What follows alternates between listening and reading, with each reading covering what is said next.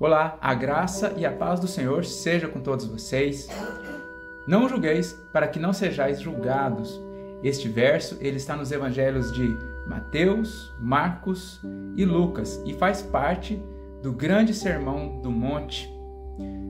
Nós não devemos julgar ninguém, não devemos nem ao menos corrigir as heresias que muitos usam desse verso como pretexto para cometer vários erros, usam num mau propósito, colocam esse verso como uma muleta para seus erros.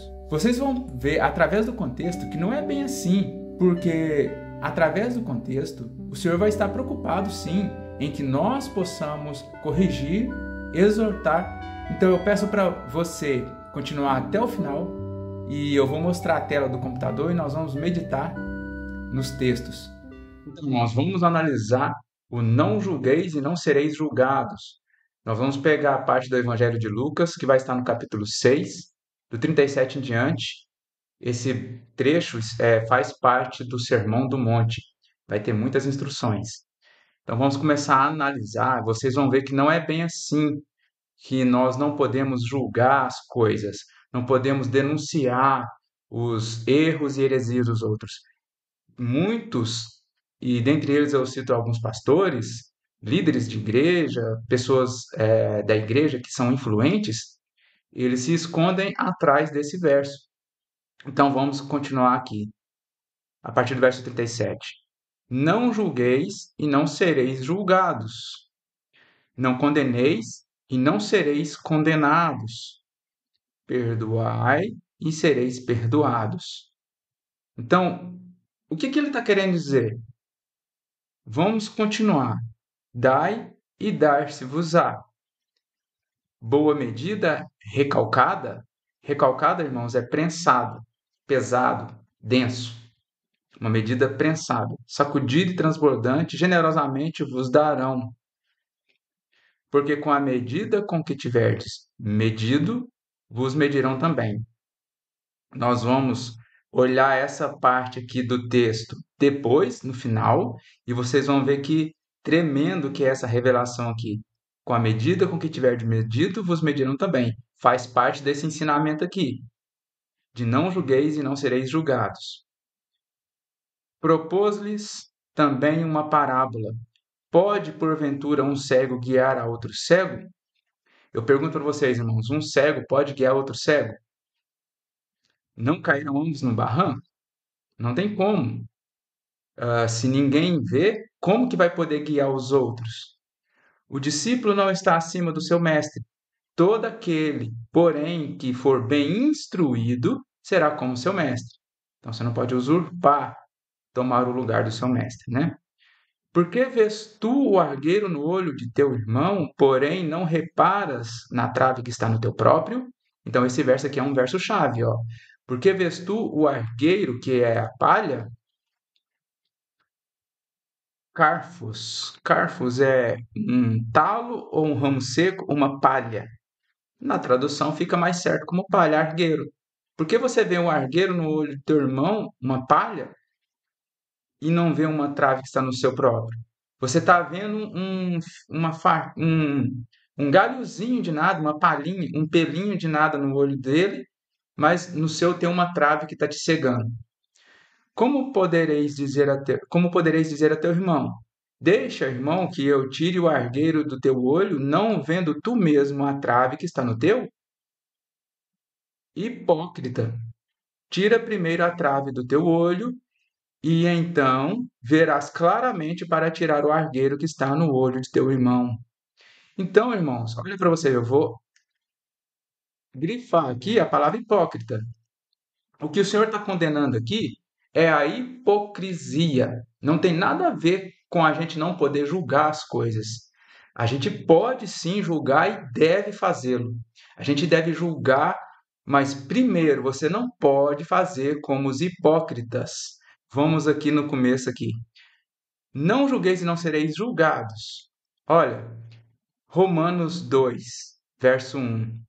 Romanos 2, verso 1. Por que que você é considerado um hipócrita se você não tomar cuidado? Portanto, és indesculpável, você não vai ter desculpa. Ó homem, quando julgas quem quer que sejas, porque no que julgas a outro, a ti mesmo te condenas, pois praticas as próprias coisas que condenas.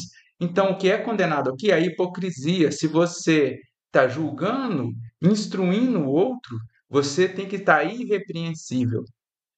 Você não pode praticar as coisas que você está julgando. É simples demais, o contexto é muito simples de entender. Muitos estão se escondendo atrás desse verso.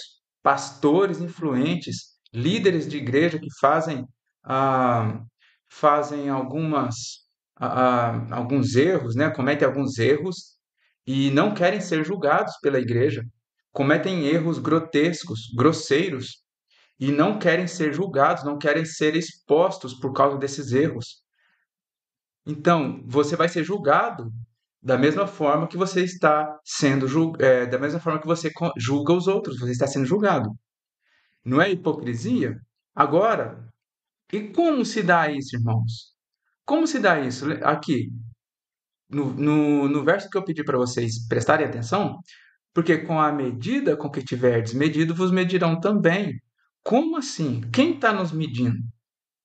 Quem que está quem que está fazendo o recolhimento das nossas obras? Quem que está relatando as nossas obras para Deus?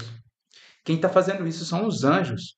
Os anjos estão relatando todas as nossas obras para Deus. E isso está servindo de memorial, de lembrança, para ficar escrito em livros. Eles estão escrevendo nos livros as nossas obras. O livro das obras de todo ser humano, de todo homem. Então, isso vai ficar como memorial, vai ficar escrito como lembrança para Deus e como testemunha dos atos que nós fizermos. Vou mostrar para vocês mais um texto que vai comprovar a parte do memorial que está sendo escrito diante do Senhor. Malaquias 3, do 16 ao 18. Vamos ver aqui, ó. Malaquias 3, do 16 ao 18. Então, os que temiam ao Senhor falavam uns aos outros. O Senhor atentava e ouvia. Havia um memorial escrito diante dele para havia um memorial escrito diante dele para os que temem ao Senhor e para os que se lembram do seu nome. Repetindo. Então os que temiam ao Senhor falavam uns aos outros. O Senhor atentava e ouvia. Havia um memorial escrito diante dele para os que temem ao Senhor e para os que se lembram do seu nome. Verso 17. Eles serão para mim peculiar tesouro. Naquele dia que preparei, diz o Senhor dos Exércitos, poupá-los-ei como um homem poupa a seu filho que o serve. Então vereis outra vez a diferença entre o justo e o perverso, entre o que serve a Deus e o que não serve. Então ficou claro o memorial que está sendo escrito diante do Senhor. Então, a gente deve julgar sim. A gente deve julgar sim. Então, por que aqui, ó? Aqui, ó, o verso 42. Como poderás dizer ao teu irmão, deixa, irmão, que eu tire o argueiro do teu olho, não vendo tu mesmo que a trave que está no teu? Tira primeiro a trave do teu olho. A instrução é para tirar a trave do teu olho e então verás claramente, só para você ter uma visão clara das coisas? Não. Para tirar o argueiro que está no olho de teu irmão, para você corrigir ele, exortar, repreender. Você tem que fazer isso, porque senão você vai estar sendo cúmplice de pecados de outrem. Você tem que repreender sim, mas a sua vida, irmão, tem que estar irrepreensível diante do Senhor, tá bom? O estudo de hoje é esse e eu agradeço por vocês terem permanecido até o final. Se vocês tiverem gostado, compartilhe os nossos vídeos nas redes sociais. Se não tiverem inscritos também, considere inscrever no nosso canal. Então, eu espero vocês até o próximo estudo. E Shalom!